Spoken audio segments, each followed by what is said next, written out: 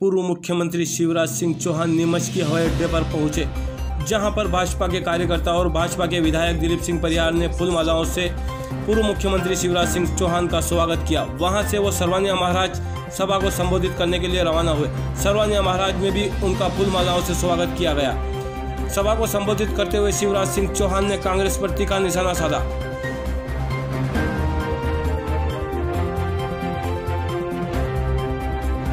तो भरपूर दिया है 100%।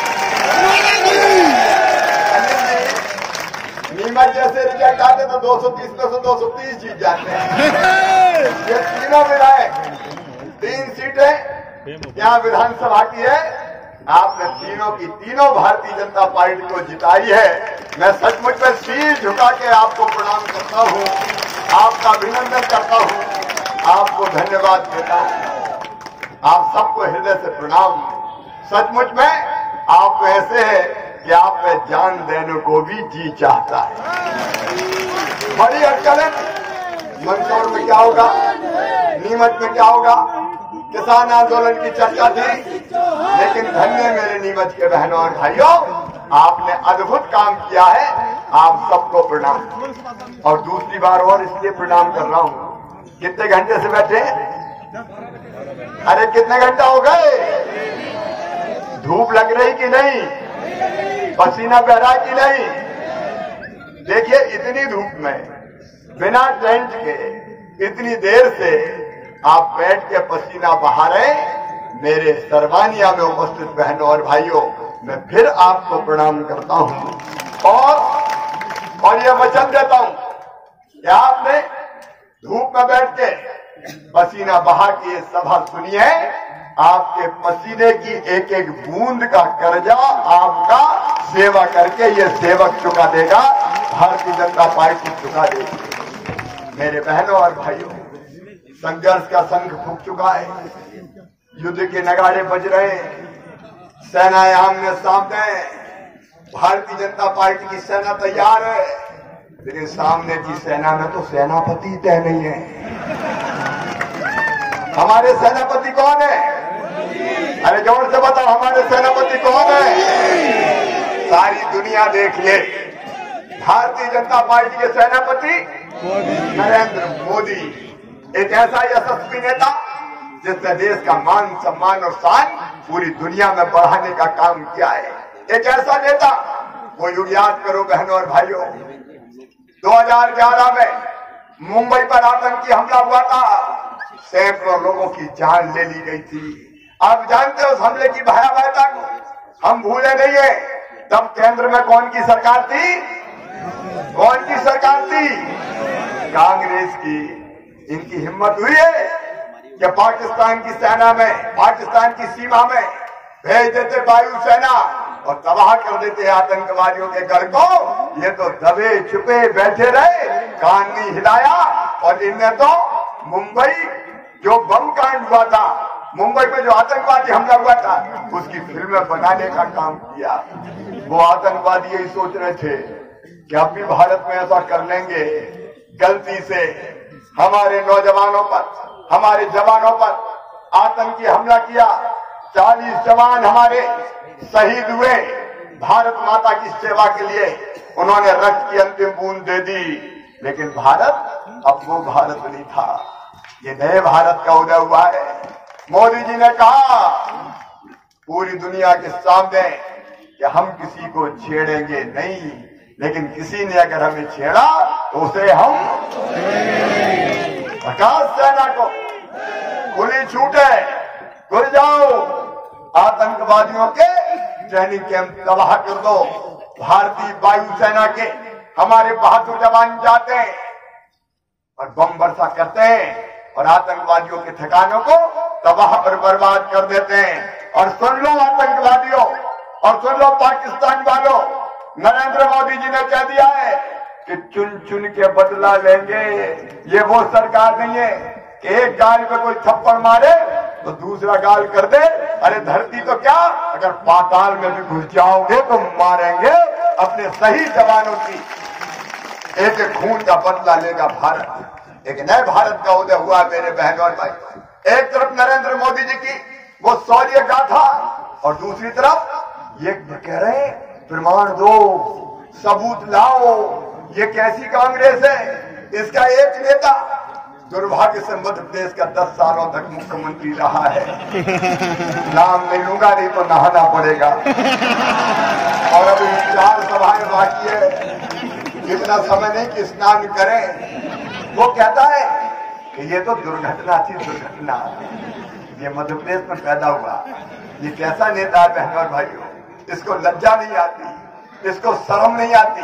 ये जवानों की शहादत का अपमान करने वाले को धिक्कार है मेरे बहनों और भाइयों, धिक्कार है। ये कहते हैं दुर्घटना। एक और नेता है कांग्रेस के, बीके हरि प्रसाद, कह लगे तो फिक्सिंग थी, फिक्सिंग। शर्म नहीं आती इनको? ये जवानों की शहादत का अपमान करते हैं। अरे भारतीय जनता पार्टी को गाली दे लो, मोदी जी को भला बुरा कह लो, लेकिन बताओ सेना के जवानों का अपमान होने दोगे क्या? हम भारत की बहादुर सेनाओं का अपमान नहीं होने देंगे। और सुन लो राहुल गांधी, हम तुमसे जवाब मांगते हैं। भारतीय जनता पार्टी तुमसे सवाल करती है, जवाब देना होगा। तुम तो उस दिन बड़े अच्छे बयान दे रहे थे, ये भारत की आत्मा पे हमला है, हम सरकार के सामने साथ में, हम सैनिकों के साथ में, और तुम्हारे नेता कोई दुर्घटना कहता है, कोई फिक्सिंग कहता है। बताओ राहुल, तुम सच बोल रहे हो या तुम्हारे नेता सच बोल रहे हैं? जवाब तो देना पड़ेगा, देना चाहिए कि नहीं? राहुल गांधी, या तो तुम्हारी कांग्रेस में तुम्हारा नियंत्रण नहीं है, कोई भी कुछ कहता है, नेता अनकंट्रोल्ड है, या वो तुम्हारे कहने पर कह रहे हैं। सच क्या है ये तुमको बताना पड़ेगा। और जरा भी गैरत हो राहुल गांधी, तो इन दोनों नेताओं को धक्का मार के कांग्रेस के बाहर कर दो, धक्का मार के कांग्रेस के बाहर कर दो। या फिर तुम्हारे कहने में कह रहे हैं कि मोदी जी को श्रेय मिल जाएगा, हम तो मारे जाएंगे, और फिर भ्रम फैलाओ, तरह तरह की बातें करो।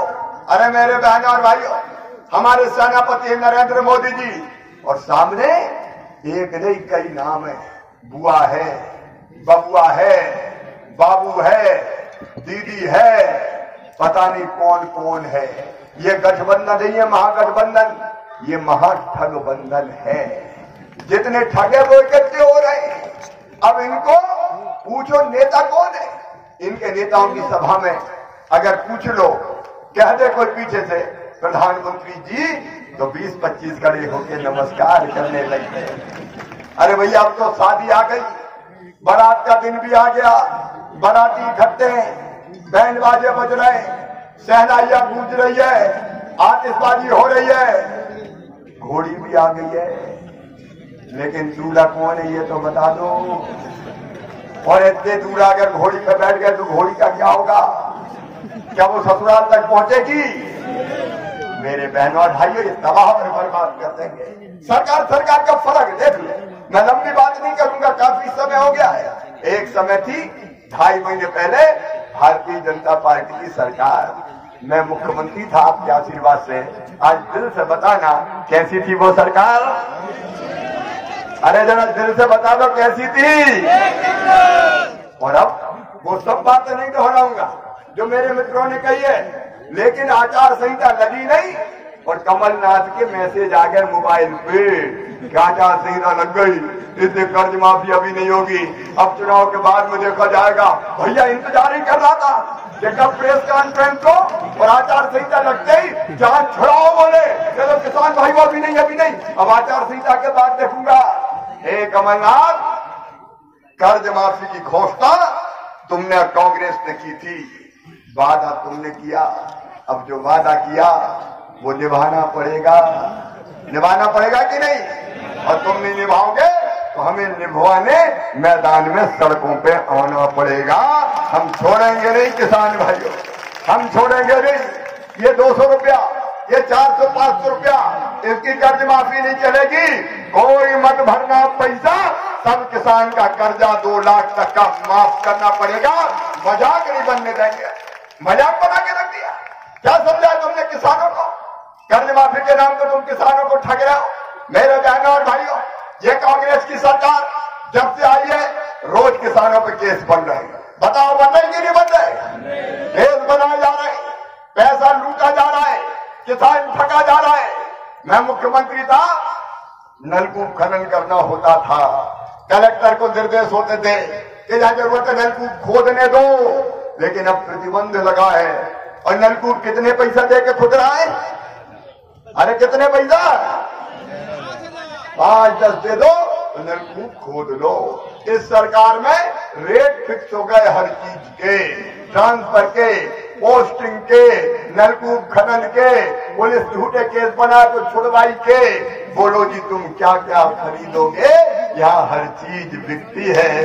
कमलनाथ सरकार नहीं चला रहे, व्यापार कर रहे हैं। बहनों और भाइयों, तबाह हो गया है मध्य प्रदेश, पूरे प्रदेश में त्राही मची है। मेरे किसान भाइयों, 500 रुपया कुंटल सोयाबीन का मैंने देने का फैसला किया था, दिए क्या इस सरकार ने? और लहसुन का भावांतर जो 852 छोड़ के गया था, अब मिल रहा है क्या? प्याज क्या भाव बिक रही है?